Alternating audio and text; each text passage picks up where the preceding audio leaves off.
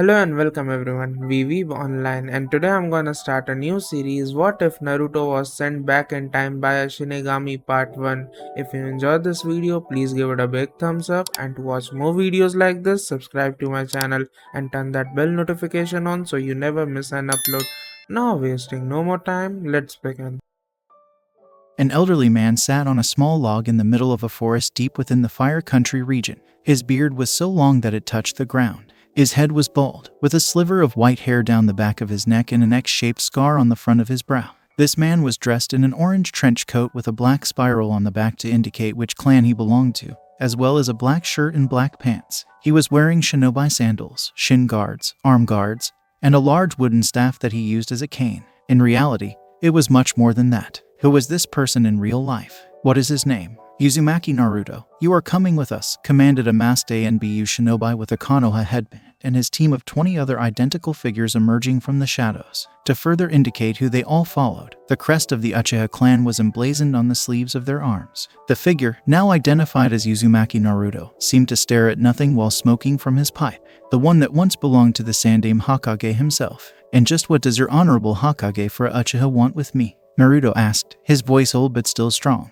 You sent the 9 Biju away from this world. We are here to bring you back to Konoha, where you are hereby ordered to reverse what you have done and seal them again in those chosen by Hokage-sama himself. You are to create 9 new Jinchuriki for Konoha to use in the growing conflict with the other 4 shinobi villages rebelling against us, said the ANBU captain, who saw Naruto blow some smoke out of his mouth. My answer, like the last time a team came to see me, is still the same. No, Naruto said firmly as the ANBU team suddenly drew their weapons. We have been authorized to use force to bring you back. Hokage-sama doesn't need your cooperation. All he needs is your knowledge of what you did and how to undo it, which he will get from your mind. One way or another, threatened the ANBU captain, while Naruto simply sighed. I told Sasuke to leave me alone. Time and time again, I told that fool to leave me alone, to let me live my life away from Konoha after everything I've lost, after I had my dreams taken away from me. But, like all Uchiha, he doesn't listen to others, nor does he try to think beyond his own desires or ambitions in a quest for more power. Kurama was correct. The Uchiha clan is a cursed clan.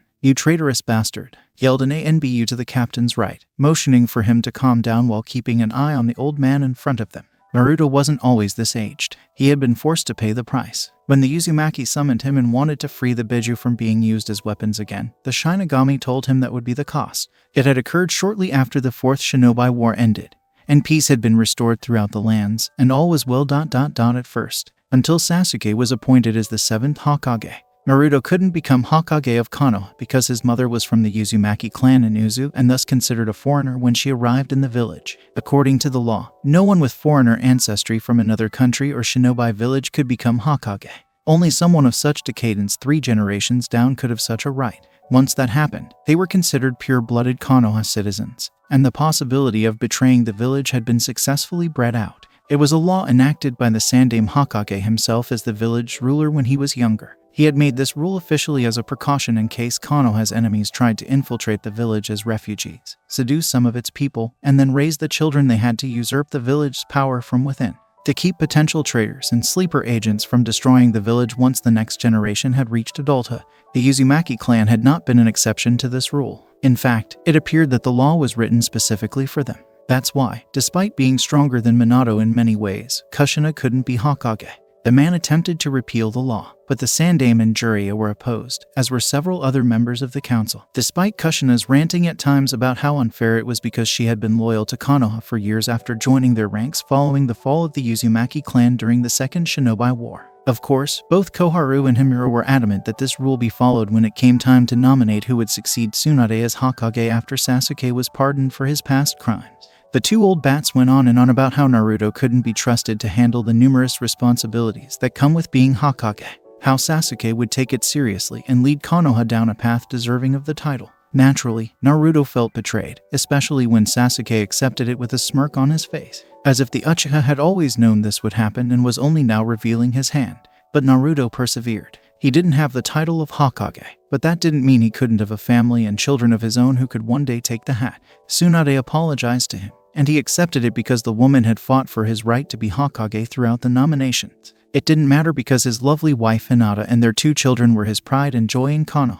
Their love was healing his scarred heart and making him forget about the betrayal that had been delivered against him, only to have his loving family taken from him by the hands of death. They were all killed on secret orders from Koharu, Himura, Sasuke, and the Hyuga elders. Sasuke assigned Naruto to a diplomatic mission outside of Konoha to deal with some growing tensions near Earth Country. A mission from which Naruto was not supposed to return because it was a covert plan to end his life in order to remove him as a threat to the grand plan Sasuke wished to enact using the 9 Biju and his sharing.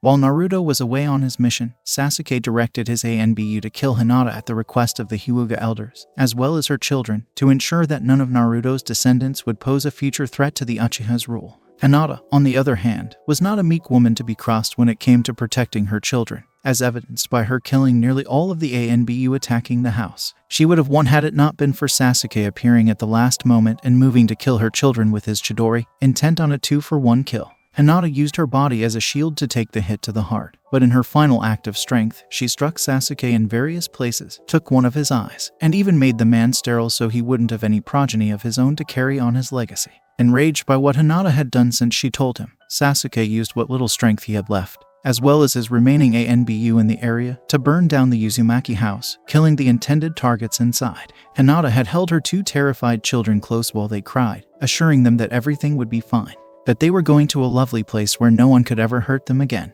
When they asked if Daddy would join them, Hinata could only smile and kiss their foreheads. Soon after, they were consumed by fire. When Naruto returned to Konoha, he was enraged beyond belief because the assassins sent to kill him on his mission were killed violently, and after torturing the group's leader, he now knew who sent them. When the blonde returned home, he discovered his house had been burned to the ground, with smoke still rising from the ashes. Naruto was walking through it when he noticed his wife and children holding hands. Naruto didn't understand how this could happen at first, but a burned message written in charred blood burned into the wood of the floor told him everything he needed to know about who was responsible. Sasuke Uchiha. Naruto wasted no time in kicking down the Hokage's office door. He noticed that Sasuke, the Hyuga elders, Himura, and Koharu were all surprised to see Naruto alive and well. Stained in blood, yes, but it wasn't his blood. Many ninja in the tower tried to stop him from going to Sasuke's office, but he either killed or severely injured them. Naruto enraged them and the ANBU in the room before they could do or say anything. The first to perish were Himura and Koharu.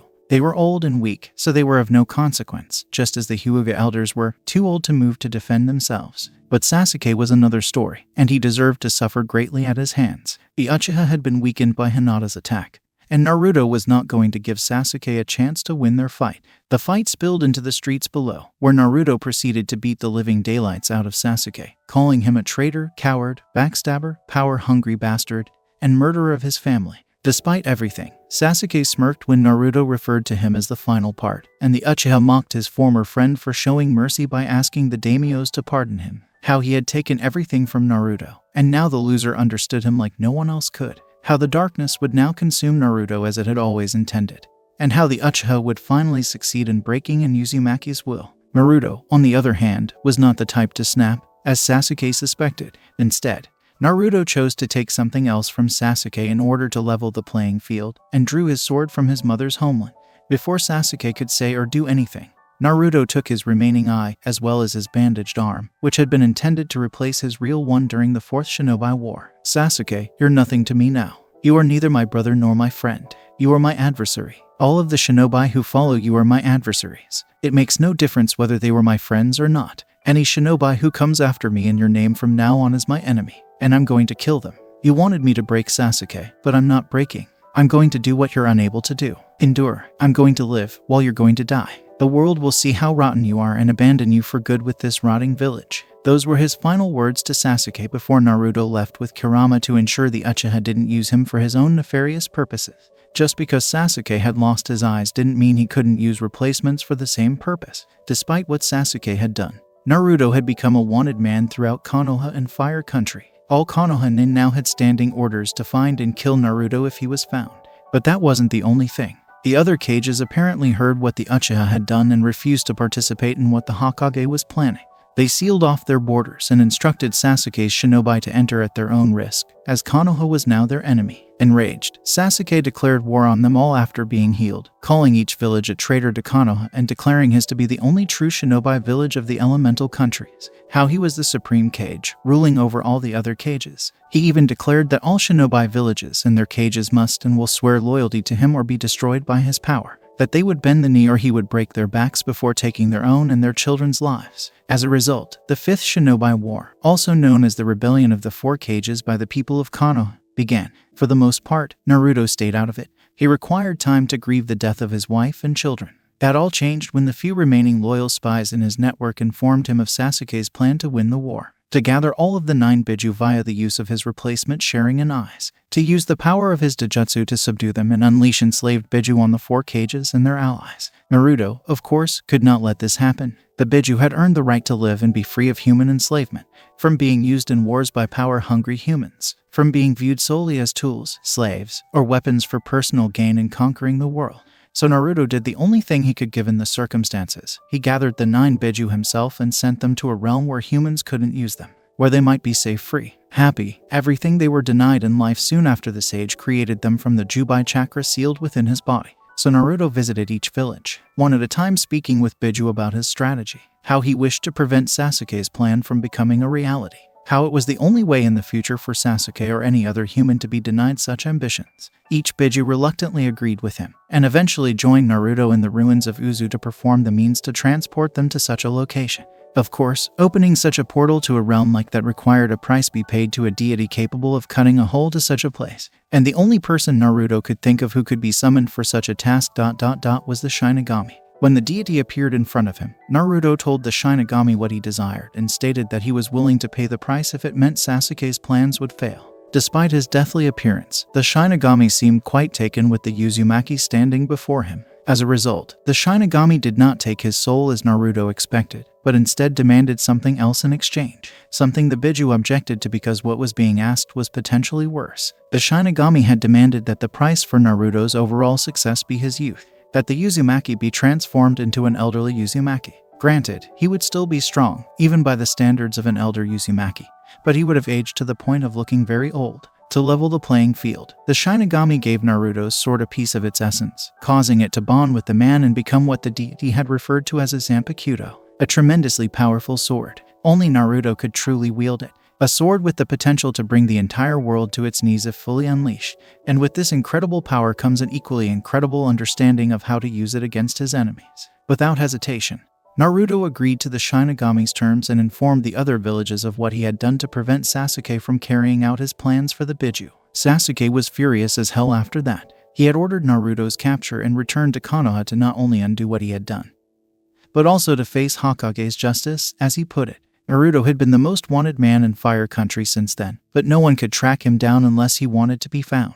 When they did, it was usually Konoha shinobi, who had been sent by Sasuke to capture him, and they usually died slowly and painfully. Naruto's true friends, such as the rookies, Guy's old team, or the Konohamaru Corps, are not present. Were among those dispatched. Tsunade and Shizune also left. Naruto's favorite ramen shop owners felt the same way. Even the rookies' senseis and their own children were sacrificed to ensure that the true will of fire was passed down to the next generation. They knew when to leave, and when they saw how corrupt Konoha had become under Sasuke's rule, they did. Only Sakura remained to support Sasuke's tyrannical rule, determined to cure Sasuke's sterility and one day have his child. Or at least she was determined. Until Naruto killed her on a C-ranked mission she was on and sent the woman's body in tiny pieces back to Sasuke. It's a good thing you're all idiots. It makes the motion of killing you all feel less heavy on my heart, Naruto said before disappearing in a blur and reappearing behind them 1 second later. Soon after, the ANBU died as a result of being sliced to pieces. But this was insufficient for Naruto. No, this had to end now. Konoha had to be burned to the ground and its ashes scattered into the winds. While Naruto knew he was stronger than Sasuke would be for years to come, his body was still old, and whether you're Uzumaki or not, age catches up with you. Naruto was not going to be like Sarutobi Hiruzen and allow this Uchiha version of Orochimaru to do whatever he pleased in the hopes of repenting later. The Uchiha had his chance for redemption and blew it. Only a small percentage of Konoha's population chose to change. A small minority as well. Smirking slightly, Naruto had an idea on how to solve this problem and put an end to this nonsense with Sasuke. It was dangerous, suicidal, and would ultimately lead to his death. But he wouldn't be Uzumaki Naruto if that didn't perfectly fit his personality. Konoha activated the alarm. Shinobi from the village flocked to the main gate, weapons drawn and chakra surging through them to use jutsus. They all looked at the figure who was the source of this action with a mixture of fear, apprehension, and anger. Not surprising given how many of their comrades were killed by this elderly man and the rumored power he wielded, even if he didn't appear to be. Behind these Konoha shinobi came Sasuke, wearing his Hokage hat and robes with the Uchiha symbol on the back, as if to indicate that only a Uchiha could be Hokage. Not surprising given the Uchiha clan's affinity for fire and their belief that no one else could be Hokage due to that stipulation. So loser, you've finally decided to show yourself after all this time in hiding. Did you come to acknowledge my greatness? Come to beg forgiveness? To help me end this stupid rebellion by the other cages? Remarked Sasuke, a smirk on his former friend's face. No, on all counts, Sasuke, you are not worthy of my assistance, let alone recognition of greatness. You are lower than trash, Naruto replied, with Sasuke scowling at him. Says the weak old man in front of me, who looks like a mere gust of wind could easily knock him over with little to no effort, countered Sasuke harshly as he noticed Naruto now sporting a smirk and chuckling. Come now, Sasuke team. If there's one thing you should have learned by now after all this time, it's that you should never, ever underestimate a member of the Uzumaki clan, especially when that Uzumaki happens to be me, said Naruto, his eyes changing from amused to cold and icy. Restrain him, commanded Sasuke, as his shinobi moved in to take Naruto down, only to be struck by an invisible weight of pressure and see Naruto's hunched form straighten, with the look of a warrior replacing the friendly weak old man. Removing his coat, Naruto revealed his body was not that of a frail old man, as he had led others to believe, but of a hardened warrior of battle, complete with battle scars. His eyes were filled with rage, fire, and conviction, which Sasuke had never seen before in Naruto. Fools, you follow a false cage. Sasuke believes he is better than everyone else and that everyone should fall at his feet as if he were a god. In truth, he would see you all burn in order to escape my wrath, but I will not allow it. This village has become corrupt. The wool of fire has become one of darkness and hatred. It must be burned out and cleansed from this world, Naruto said as his crude-looking walking stick transformed. Damn you loser, I have no idea what you're about to do, but I'm not going to let it happen. You hear me? You're going to die here. This world is mine. Its people are mine. My vision of the world as I see it is law, yelled Sasuke, wishing he could move his body to stop Naruto. Wrong. Your worldview is about to be destroyed. Reduce all creation into ash, Ryujin Jaka, exclaimed Naruto before a seemingly unstoppable wave of fire exploded from his being and consumed everyone in its path, specifically his adversaries. None of them survived the assault. The fire consumed Konoha, the intense blade of it all destroying everything and everyone in the village. Some attempted to flee, but they were unable to do so because the buildings were easily destroyed by the intensity of the fire. Naruto was only getting started. With all his might, he made the fire spin violently in a circle over the entire village before splitting into four and diving into the earth below, only to rise up in four different corners of the village and shoot up toward the heavens, his desire to leave nothing of the village visible in his actions. This place and everything around it were going to burn. The Hokage monument would not be spared. It wasn't much of a monument anymore. Sasuke had removed the other Hokage heads and replaced them all with one massive head of himself to emphasize his greatness, to demonstrate to everyone that he was the greatest Hokage Konoha had ever had or needed in its history. Naruto considered it an insult and an eyesore. Don't be concerned, Hinata, my youngsters. I'm coming home, Naruto thought before closing his eyes and unleashing all his power on the village, causing a massive explosion.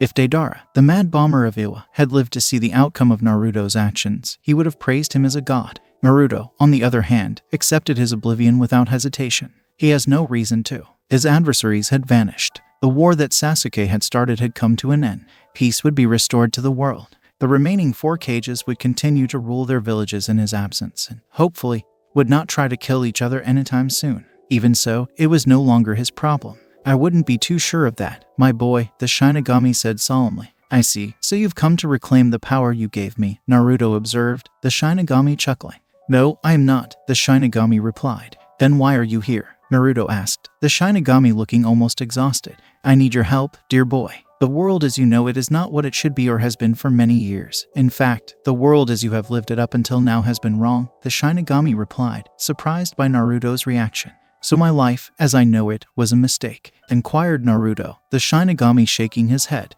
No, not a mistake. Just wrong. Your mother's clan, For example, it should not have been destroyed, the Shinigami responded. And yet it was, by 4 of the 5 shinobi villages no less, Naruto observed, shaking his head. Not 4, but 5. All 5 shinobi villages, including Konoha, the Shinigami replied, as Naruto looked at him in shock and horror. What? Murmured Naruto as the Shinigami nodded. After Sarutobi Hiruzen became Hokage, he feared for Konoha's future. He knew the Uzumaki clan was growing in strength, in power. He knew it would only be a matter of time before the clan allied with Konoha would become its own entity. And given how members of the Uzumaki clan are the only ones capable of holding Kyuubi, he felt they needed to be crippled to prevent them from ever having such strength, said the Shinigami. Who else was involved in that decision? Who else knew the truth? Naruto inquired, despite the fact that he had a good idea on most, if not all, of them. Hiruzen's old teammates, of course, his former rival Shimura Danzo. Orochimaru helped plot where to strike. And Jiraiya to go acquire your mother for the transfer of the Kyuubi from Mito to her, replied the Shinigami, leaving Naruto speechless once more. Jiraiya was involved. Orochimaru, Danzo, and those other 2 bastards I could see, but Jiraiya? Questioned Naruto, feeling his bond with the Sannin fray. He helped disable the security and trap seals that would have destroyed the advanced enemy attack force. He also used his spy network to leak the secret passages the enemy ninja could slip into the village to perform the pincer attack Orochimaru helped devise to make it successful. He knew the one Uzumaki acquired from the clan would be able to do Fuinjutsu easily. What do I need to do? You obviously have some idea on how to fix things so that the life I've lived doesn't repeat itself a second time. Naruto replied, nodding to the Shinigami. I will send you back in time, Naruto. Back before you were born, during the Second Shinobi War. You will change events so your clan does not fall and Konoha, as you know, does not act the way it did, the Shinigami replied. And what happens if I do something that changes time and erases me from existence? Do you care if I decide to crush Konoha if I want to? Naruto asked, shaking his head. No, the first part will not happen. You will be sent back, but not as Uzumaki Naruto, but as another member of the Uzumaki clan. As for the village that helped betray you, do as you see fit unless I tell you otherwise, the Shinigami replied, raising an eyebrow at the deed.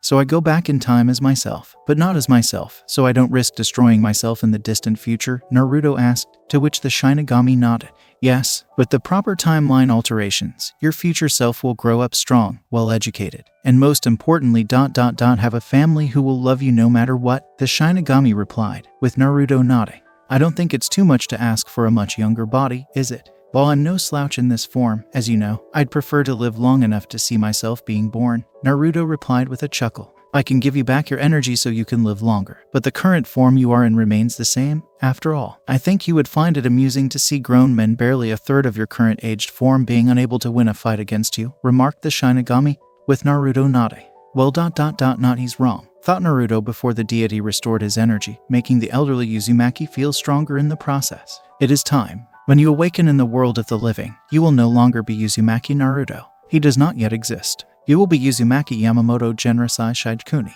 declared the Shinigami, causing Naruto to sweat. Can't you just call me Uzumaki Yamamoto for short? Asked Naruto, with the Shinigami chuckling and a sheepish look on his face. Yes, I suppose it's a little long, the Shinigami observed, while Naruto sighed slightly at the D.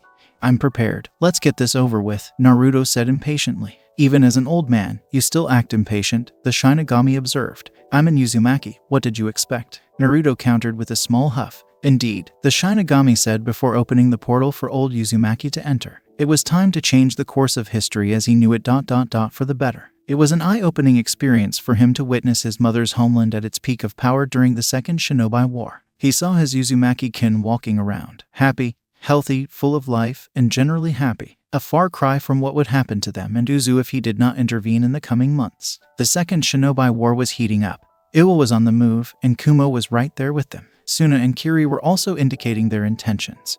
But the time-traveling Uzumaki knew they would all converge on Uzu at the last possible moment. If the Shinigami's revelation about what the Sannin did in selling out the Uzumaki clan during this time period was any indication, the elderly man suspected Jiraiya and his Kami-damned spy network had a hand in it. All of the misfortunes that befell the Uzumaki clan occurred quickly after Sarutobi Hiruzen became the Sandaime Hokage. That was several years ago, and there were clear signs of tension between Uzu and Konoha shortly after his reign. It's not surprising. We wanted Mito to be present for the resealing of Kurama into a new host, but they refused. This is a security risk. As stated, that's a seal weakening. But if they were truly concerned, They would have let us sneak her out of Konoha while using a Spy Sennin's network to misdirect the other villages. Instead, they demanded that we send one of our clan members to Konoha to reseal the seal. The only reason I allowed this to happen was so my mother could hold Kurama and one day meet my father, thought one Uzumaki Yamamoto, who had also been called Uzumaki Naruto at one point in his life. But, unlike before, this time he was a true full-blooded Uzumaki with all the skills that a person his age possessed. As it turned out, an Uzumaki clan member named Uzumaki Yamamoto had been presumed dead for years between the First and Second Shinobi Wars. Nobody knew whether it was due to old age or a vengeful shinobi from rival villages. Of course, when Naruto, or Yamamoto, appeared on the clan's doorstep, many were skeptical and wondered where he had been all this time. Yamamoto easily explained how he had gone into seclusion in order to embark on a spiritual journey of enlightenment. The fact that he didn't contact them was due to him losing track of time, and the old Uzumaki humbly apologized for it. He said, "I got lost on the road of spiritual life. My bad," before giving a hearty Uzumaki chuckle, much to the heavy sweat-dropping and face-planted reactions of his kin. Following that event, Uzumaki Yamamoto was reintegrated into the clan and was regarded as a key advisor to the Uzumaki clan head. Many people suggested he take over as clan head because he was the oldest, if not the strongest, Uzumaki around. But Yamamoto told them it wasn't for him and that he trusted the current clan head to do the right thing. "Hey, old man," exclaimed a redhead girl, smiling as she ran up to Yamamoto. "Hello Kushina-chan, how are you?" Yamamoto inquired, finding it amusing to see his mother in this light. Since the last time he saw her, she had grown up and was not afraid to hit him over the head for being rude. "I'm fine. Better than you, I bet with your old bones," Kushina joked. Yamamoto delivers a tick mark and a punch to the girl's red-haired head. "My bones may be old, but they haven't lost any of their strength," exclaimed an irritated Yamamoto before realizing what he had done. He'd just hit his former mother on the head. For a brief moment, he worried about what would happen if Kushina discovered that her future son, who had traveled back in time, had hit her on the head as a child and was calling him old. Fortunately, he shrugged it off because he doubted she'd ever find out, and no one alive could tell her the truth, aside from himself, which he had no intention of doing. "Oh, mean old Yama," exclaimed Kushina, glaring at him. "Snippy little tomato head," countered Yamamoto, as Kushina's glare became more intense. "You take that back. I am not a tomato head," Kushina exclaimed as he pointed at him. "No, I won't. Now, if you'll excuse me, I have to go. Bye for now, Tomato-chan," replied Yamamoto, ignoring the angry scream from the girl who would one day be Uzumaki Naruto's mother, and set in motion the reason why. After the first time an academy student said it, no one in Konoha dared to call her a tomato. "Jiraiya from Konoha and a team of assigned ANBU are coming here tomorrow at the Hokage's request to inspect the seals surrounding the key defensive sections of Uzu," said Uzumaki Garp, who felt Yamamoto should be aware of this and hear his thoughts. Not surprising given their growing dislike for Konoha. Everything was fine when Hashirama and Tabarama were alive with the Hokage hat on their heads. Mito had written back home about Konoha and how much she enjoyed it, and the two had formed strong bonds. But since Hiruzen took power, the letters had become less frequent, and it was clear that the elderly woman no longer cared about the village as much as she did when her husband was alive. When the question of transferring Kyuubi to another Uzumaki arose, Konoha had effectively declared the Biju their property, and thus theirs regardless of whether the only person capable of holding the fox was in Uzumaki. Garp nearly collided with the young Hokage and was restrained by 4 of his own ANBU. Hiruzen's expression was unreadable, but the Uzumaki clan head could see through his stone-faced facade. In fact, Garp had been wondering why Mito wasn't at the meeting, and he suspected it was because the woman's sensory abilities had detected the true intentions of the Sandaime Hokage. Garp knew Mito loved her late husband and brother-in-law, but the Uzumaki clan always put blood relatives first. As a result, Garp believed Mito would have the final say if she were present, and he would have supported her clan over Konoha if only to ensure that things were done properly in Uzu by the most skilled Fuinjutsu masters. "They also want to take Kushina to Konoha to transfer Mito's Kyuubi into her," Yamamoto added, frowning. "While I dislike the idea of using Kushina in this manner, we must be realistic that it is necessary in order to keep the Biju out of the hands of those who would abuse such power. Though given how Konoha has the Uchiha clan, I'm inclined to fight them on this. Mito is in her twilight years. She deserves to be buried here following the transfer, not there. I don't care if Senju Hashirama was her husband, but Hiruzen has the majority of the cards. We have the Seal Masters and the body for the transfer. They currently have the Biju and are playing on our clan's honor to give in to all of their demands. That we won't allow Mito to die and Konoha to perish while using our clan's beliefs against us," Yamamoto said, while Garp frowned even more. "It's truly sickening to think Hashirama's own students would stoop so low to keep the Biju in Konoha. I can see Hamura and Koharu doing this. They both had a twinkle in their eyes at the idea of having a young Jinchuriki from our clan for them to mold to their own benefit. Even that emotion-banning twit Danzo is clearly frothing mentally at the mouth to have Kushina and Konoha as I'll keep an eye on them. Anything Jiraiya and the ANBU do to the seals, I can easily fix, and even improve if possible, Yamamoto replied, as Garp nodded. Your suspicions about Konoha are becoming more accurate, my friend. We both know that if anything happens to our clan during this war, Kushina will be stuck in Konoha, and will have to face being disliked because he is considered a foreigner in their eyes. A new concept that has been growing steadily since Hiruzen took office as Hokage. And one he has yet to suppress if Mito's last letter is any indication, said Garp. I was under the impression poor Mito was getting too old and weak to send us any more letters, Yamamoto asked, shaking his head. No, that's what she wanted others in Konoha to believe, especially her doctors, who were appointed to her by Hiruzen. Remember when she warned me of this slowly happening to her in one of her previous letters she sent? And you suspected it was more than that. I replied back to her and left a coded message in my letter to fake being weak to fool the doctors and medic nins so she could write back to us one day about what was happening in Konoha.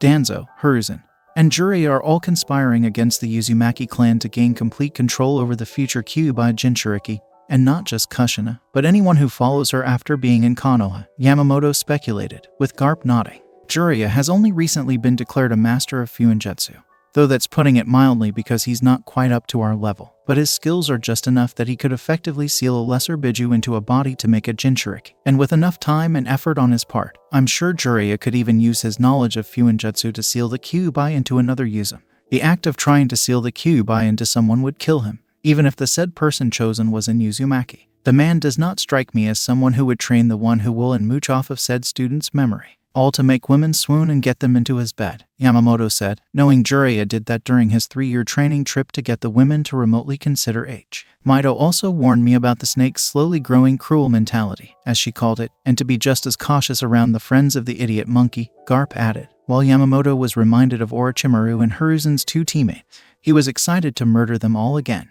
And indeed we will. But first we must deal with the poisonous toad and his little escort entering our homeland. Once that is resolved, and Kushina is the new Jinchuriki of Kyuubi, she should be allowed to return home to be here with us to give her seal a proper inspection from time to time. This is something we should strongly insist on to Jiraiya when he comes here to let him know Kushina will always be one of us first and foremost. Agreed on all counts, my friend, Garp replied, nodding and exiting the room. He needed to get some work done. Jiraiya knew his presence, let alone the ANBU with him, would be unwelcome in Uzu, but this was ridiculous. The man entered the secret passage with an armed escort of 10 Uzu ANBU and had the distinct impression that these guys would kill him and his team if the Uzumaki clan head had not given the orders. Tensions had been building for some time, so Jiraiya could almost understand the need for such security. But the man also felt it was insulting that Uzu would even act this way, and toward him of all people. Sandaime Hokage himself as a student.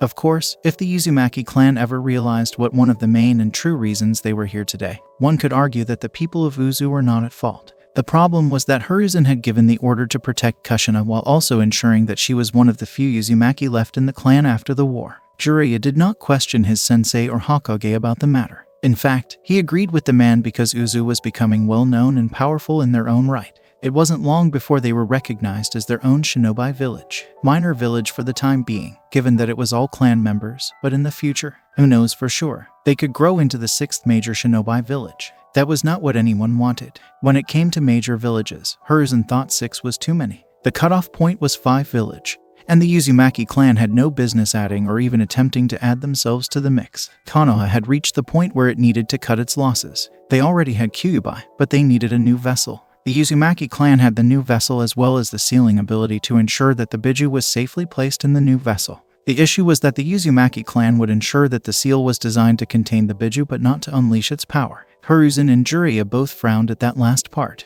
Why should they when the other villages were not? Jiraiya was one of the reasons he was here. Not only did he want to secure Kushina, but he also wanted to see some of their work on Fuinjutsu so he could figure out how to change the seal placed on Kushina in the future to unleash the Kyuubi's power on Iwarakumo. He was well aware that the Uzumaki clan would frown upon this if they learned of his intentions to abuse Fuinjutsu. Fortunately, Konoha and Jiraiya wouldn't have to deal with such moral irritants from the Uzumaki clan again soon after they left here with their prize. Garp-sama, your welcoming party isn't what it used to be, Jiraiya exclaimed happily to Garp in his usual laid and carefree back manner. Normally, you'd be correct, but we're at war, Jiraiya, and one can never be too careful in these dark times, said Garp, who would have been more welcoming of Jiraiya if it hadn't been for the things he felt were off about the man's presence. True, very true. I know we're being a pain in the ass, so I'll keep my visit brief and to the point so we can get out of your red, slightly graying hair, Jiraiya replied casually, as if he wasn't offended. Yes, you are here for one of my kin to bring to Konoha for the transfer of Kyuubi. I still think you should have brought Mito here instead of Kushina, Garp said angrily, while Jiraiya shrugged. Too risky. My spy network told me that a lot of shinobi activity from the other villages is being made throughout the different countries right now. Mito was Hashirama's wife and is still a prime target, age notwithstanding, Jiraiya replied, as Garp's eyes narrowed. She is in Uzumaki, and we protect our own. Besides, Mito may be old, but I'm sure she could whip your butt in a fight. Not to mention, you got here safely enough with your own ANBU without incident. Why would it be any different if Mito was here now? Garp challenged, while Jiraiya looked sheepish. Well, I hadn't thought of that, but as they say, better safe than sorry, and Mito is much safer in Konoha right now with an entire village protecting her under the Sandaime Hokage's watch, Jiraiya replied, Garp narrowing his eyes even more. I'd rather trust a fresh out of the academy made genin for an Uzumaki than an entire Konoha ANBU platoon. Garp thought to himself before the man grunted and motioned Jiraiya and his ANBU to follow him. All the while, they were mistaking an old man's narrowed eyes for an Uzumaki with a long beard sitting down with a walking staff, watching them every step of the way. Are you sure this information is reliable? Asked an Iwa shinobi, looking over at the Kumo ANBU captain leading this allied assault on Uzu. My sources say it is. Look, here is the entrance, just as the spy said. Unguarded and the seals have been disabled. The Kumo ANBU replied, looking at the Kiri and Suna shinobi and their group. This is too simple. Who gave your cage this information? Wondered the Kiri shinobi, who wasn't convinced that this plan would go off without a hitch. Even if I told you, you wouldn't believe me, and in some ways, I don't think you even want to know, replied the Kumo ANBU, who didn't want to believe it either. I find it difficult to believe the Uzumaki clan would be so lax in their security, or that one of their own would betray them, remarked Asuna shinobi with a scar running diagonally from his eye to his lip. I never said it was Uzu, the Kumo ANBU remarked cryptically as he and the others moved silently through the tunnel that would lead them into the heart of Uzu while the main force attacked from the outside. Before they could continue their silent conversation, the ground beneath them began to glow with seals, and the entire allied ninja squad was impaled with earth spikes. Some were able to get out of the way in time by pressing against the ceiling with chakra, but they were quickly fried when seals appeared and were hit with an intense blast of lightning that turned their bodies to ashes. Those who remained were attempting to retreat from where they had entered, only to find the path blocked and a new wall appearing at their back. Following that, more seals appeared all around them, and the now smaller area these allied shinobi were contained in began to quickly fill with water. With the water being filled with piranhas. There were, of course, no survivors. Bodies were strewn about. A lot of bodies. Kiri, Suna, Kumo, and Iwa shinobi were all on the ground. Dead. Well, dead or dying soon. They were told that an infiltration team would assist them in a pincer movement that would allow them to take down Uzu on two fronts. How the seals on the walls connected to traps and early warning detection had been disabled without the Uzumaki clan noticing a few days earlier. They didn't know how that happened, or perhaps the smarter-than-average shinobi of this allied force didn't want to know. The point was, they had been virtually assured of victory and were eager to seize it, only to discover that their eagerness to believe in something certain, even from their own cages when given this assignment, would ultimately be their undoing. How could this have occurred? How could we have lost? Were our cages betraying us? Did they truly turn against us? Or did one of them betray the other to the Uzumaki clan without even realizing it? Pondered a dying Suna Jounin as he crawled away from the bodies around him in a futile attempt to report back to the cage of their staggering loss, only to have a sword pierce his neck and exit his throat. Reduce all creation to ash, Ryujin Jaka, cried an elderly voice as the body on the ground and those around him burned in flames. And the only person who escaped unscathed was the one who started the fire. You assured me the seals were disabled, Jiraiya, and you and your entire team I sent to get Kushina were ordered to disable the seals around Uzu without anyone knowing the truth. The mission was a success, Sensei. Those were your words, Jiraiya, when I asked about it, Hiruzen said angrily to Jiraiya, while Orochimaru, Himura, Koharu, and Danzo were in the room with disappointed expressions. I did. I made certain of it. Besides, if you want to pass along blame here, why not blame the team? He was the one who suggested the secret tunnel I used to get into Uzu when I was there for the enemy to enter undetected when the allied army attacked, protested Jiraiya, pointing at Orochimaru, who frowned because he did come up with the idea and the plan to perform the pincer movement accordingly. And it would have worked if Jiraiya's end of things had gone smoothly. That it didn't. My end would have worked if you had done your job, Baka. Now the Uzumaki clan is suspicious of us. They sent a letter demanding not only how the enemy knew of the tunnel used, but why some of their seals were noticeably damaged if not disabled. Not to mention the damage they saw was fresh and looked like it was days old when they began repairing it. The fact you were on Uzu the day such a thing happened to their seals makes us all look like traitors too, considering what we did or attempted to do to the Uzumaki clan. Isn't it true? Jiraiya asked, with Hiruzen and the others frowning. That's not the point, Jiraiya. With the Uzumaki clan scattered, no one would have been able to piece it all together on their end. We could have easily picked up the survivors to bring them to us and be reorganized as a clan of this village we could easily control, at least in terms of using one of them to hold the Kyuubi. We could also learn how to use Fuinjutsu on a level like them and they are not needed so much. Yeah, it didn't work out, but it wasn't my fault. I was careful, and so was the ANBU team with me. Though maybe if the members of Root hadn't been there, the Uzumaki clan wouldn't have known, Jiraiya said, with Danzo frowning. And what does Root have to do with your incompetence? Danzo frowned. I don't know. Maybe it's because those trained in your program have the emotional stability of a wet dishcloth. The Uzumaki clan has a lot of skilled sensors who can sense people's emotions. Mido was one of them, remember? The ones in Uzu no doubt sensed how emotionless some of the ANBU and my escort were with me and made it known to Uzumaki Gar. Chances are he had some members of the clan snoop. Emotions are a weakness, Jiraiya. My Root Shinobi did their job according to the instructions given to them, and I highly doubt they are the reasons for your failure, Danzo countered, with Jiraiya frowning at him. One day you'll die an old man, old and alone, Jiraiya remarked, with Danzo not even flinching at the alleged insult. Considering how you live or intend to live in the future, Jiraiya, Danzo countered, with Jiraiya smirking. Fine with me, the world would probably suck by that point anyway, Jiraiya replied. Enough, both of you. We need to figure out how to stop this from making us look like we betrayed our own allies. Thoughts? Asked Hiruzen as the room fell silent for a moment. They can't actually prove Jiraiya and his team damaged the seals after all the fighting, sensei. The seals could have been damaged during the attempt to invade Uzu, not Jiraiya, Orochimaru said, while Hiruzen nodded. And the secret entrance? Hiruzen inquired, noting that this was a separate issue. We say the enemy found it while searching for a way to get into Uzu from behind while the main force obviously attacked from the front. They foolishly entered a well-hidden entrance made to be a secret trap and died because of it. Not our fault the enemy found the damn place and entered believing it was unguarded in some shape or form, added Jiraiya with Hiruzen nodding in agreement there. The fact that the Uzumaki clan would make such claims of us betraying them is an insult to Konoha and to you, Hokage-sama, Koharu added, knowing they could spin it so that the Uzumaki clan appeared paranoid, even if the clan had been correct. Even so, accusations have a way of clinging to things, much like a bad stench on clothing. You can scrub and clean the clothing all you want, but the bad stench will still remain, if only in memory, Hamura remarked, making sure they understood this accusation made by the Uzumaki clan would not go away easily no matter how hard Konoha tried to spin it.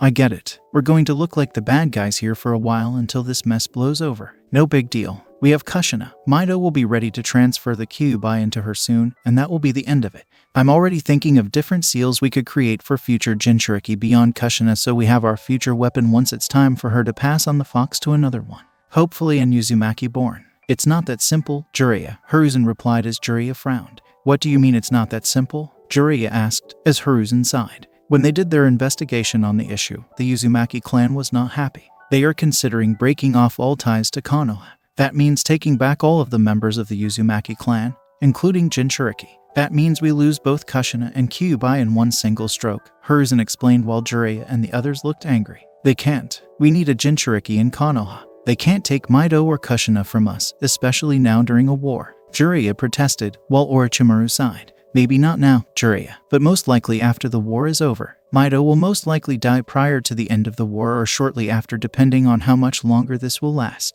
Depending on the aftermath of the war, Kushina may be recalled back to Uzu where she can continue to be in Uzumaki on their terms, and not ours, as we first intended, said Orochimaru, knowing the Uzumaki clan would wait until the war. Fortunately, it may not come to that. Uzumaki Garp added in his letter that he is willing with great reluctance to let this suspicion slide if we allow another one of their older members live in Konoha.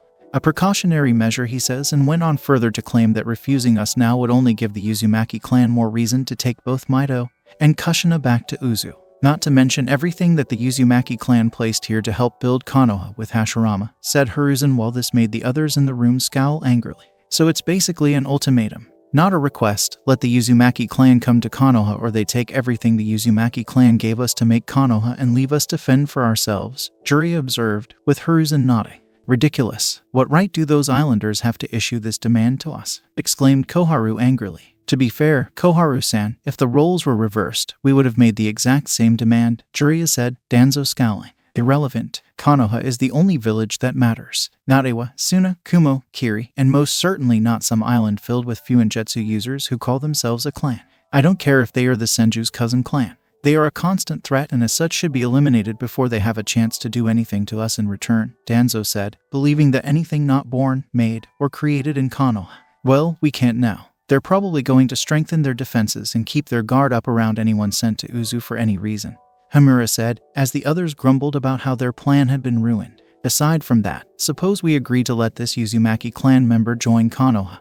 What does he or she contribute to this, and what is his or her name? Jiraiya inquired, while the Hokage simply sighed and rubbed his chin. His name is Uzumaki Yamamoto. He is arguably the oldest Uzumaki clan member they have and also arguably the most powerful too, replied Hiruzen with Danzo, Orochimaru, Hamura, and Koharu stiffening in fear. Uzumaki Yamamoto, as in the Uzumaki Yamamoto. But, supposed he's to be dead. Or rather, reported to be dead, exclaimed Koharu, who had seen the man as a child and his power unleashed. Even Uchiha Madara's strength paled in comparison to that Uzumaki. In fact, Koharu suspected that even if Madara and Hashirama worked together, it wouldn't be enough to defeat that man. Yes, I thought so, too, Hiruzen replied, while the others in the room looked nervous. Yamamoto is not only alive, but is considered stronger than before. He returned to Uzu sometime just before Jiraiya arrived for Kushina, and has expressed an interest in seeing Konoha again. Wait, if this guy is the strongest Uzumaki in the clan right now, why isn't he the clan head instead of Garp? Jiraiya wondered, because the strongest clan member should rule. Because, for one thing, they also assumed he was dead until a short time ago. And, second, the man didn't want to lead the clan after returning. Instead, he has been consulting Garp at times since his return. I suspect Yamamoto-sama has the same distrust for us as Garp now does, Hiruzen replied, as the others in the room winced. So he's that powerful? Jiraiya asked, hissing at his teammate. Honestly, Jiraiya, where were you when they were teaching our class history at the Ninja Academy? Any shinobi worth their headband knows of Uzumaki Yamamoto. It was said the man could literally personify the wall of fire that Hashirama preached about. He was given the nickname Uzu's Fire. For a reason. Not even Madara or Hashirama could hope to match him in battle either separately or together, said Orochimaru, while Jiraiya now looking a bit nervous when hearing this. Despite the fact that Madara went insane and left, he and Hashirama were considered the pride of Konoha.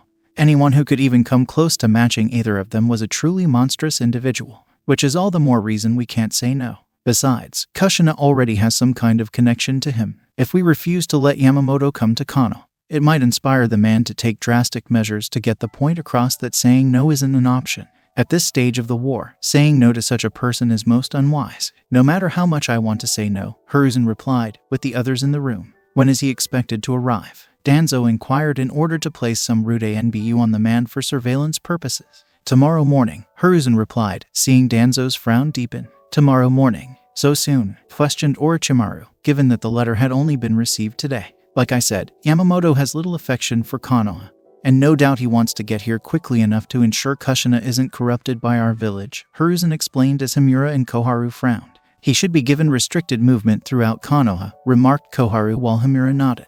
And if I issue that command to him, who here is going to help me enforce it?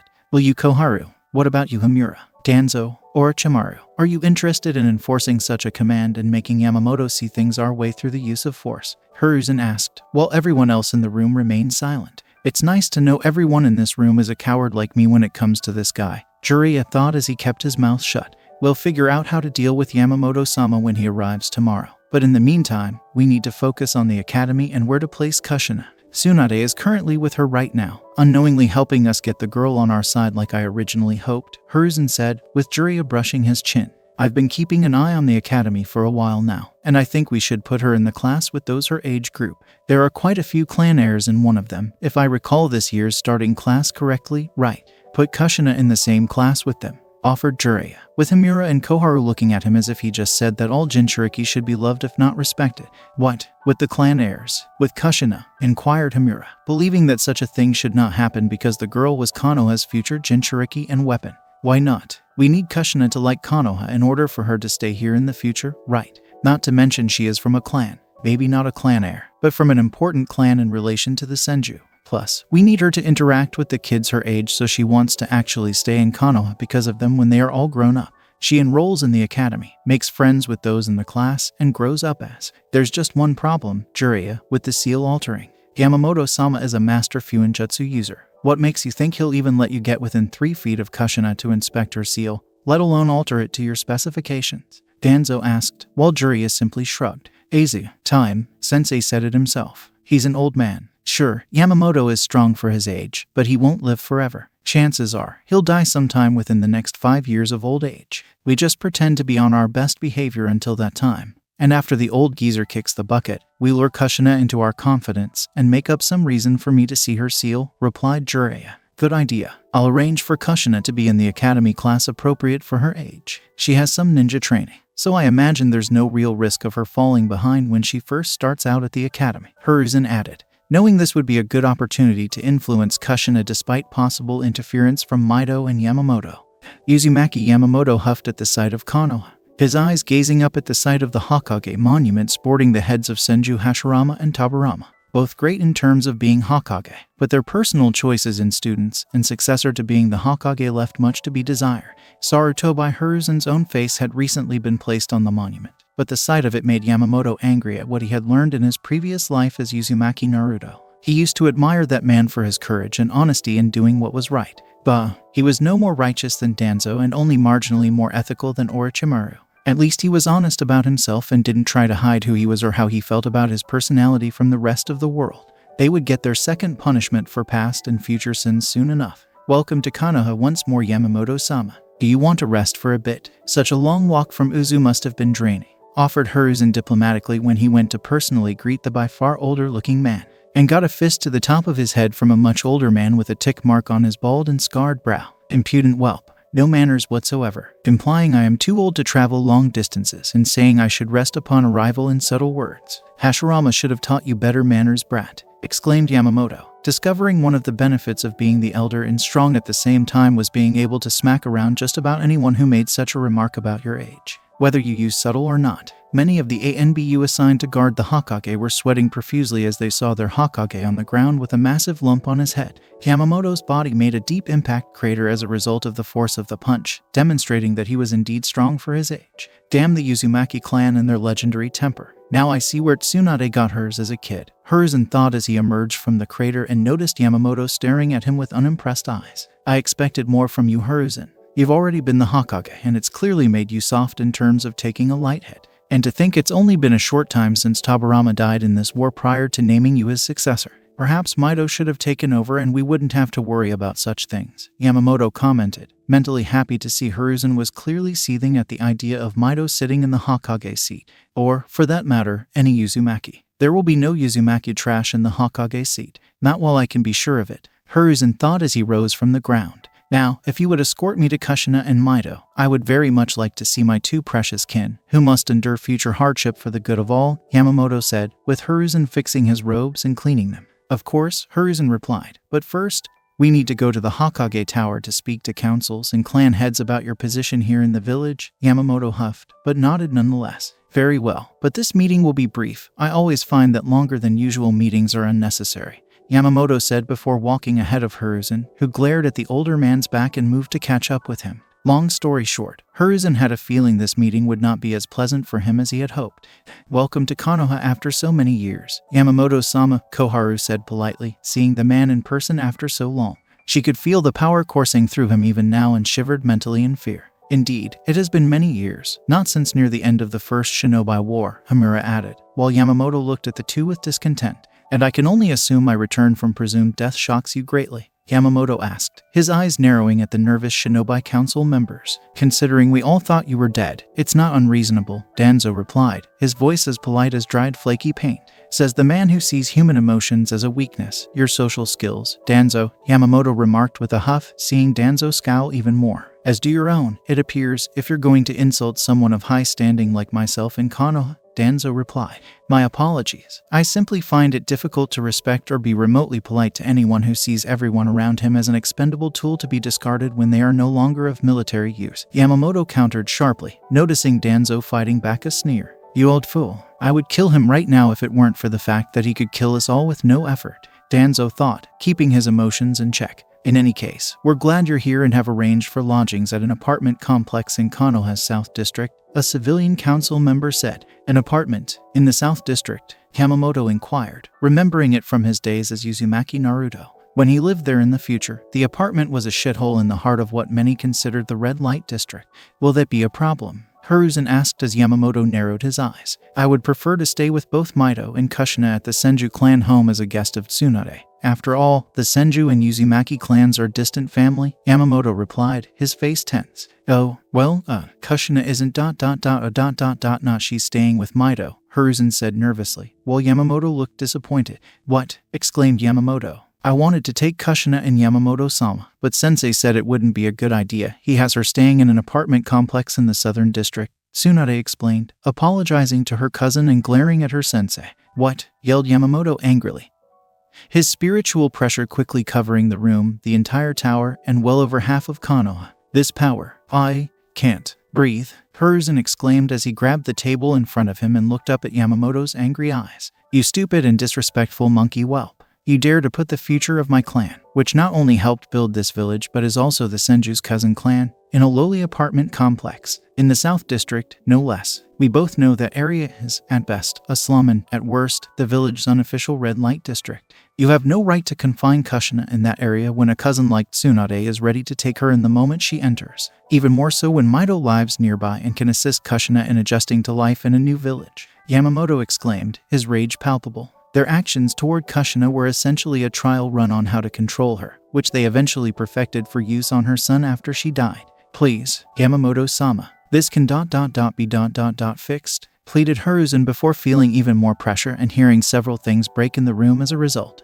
You're damn right, this is correct. Kushina is relocating to the Senju clan's residence to be with Mito and Tsunade. She will learn everything she can about the Uzumaki clan while training to be a Konoha ninja. Not only that, but if the Uzumaki clan requires her return to Uzu, I will not allow anyone to stop her and will kill anyone who tries, Yamamoto said, giving Hiruzen a challenge me at your peril look. You can't. It's treason, Hamura protested before his heart nearly stopped when he noticed Yamamoto's eyes focusing on him. Quiet your tongue. This is not subject to debate, negotiation, or compromise between us. This will happen, or I will kill everyone in this room except Tsunade and let your children rule your clans and positions here. Hopefully, they will outperform the rest of you idiots, exclaimed Yamamoto, with many now fearing the wrath of this old but still terrifying man before the pressure they were feeling dissipated.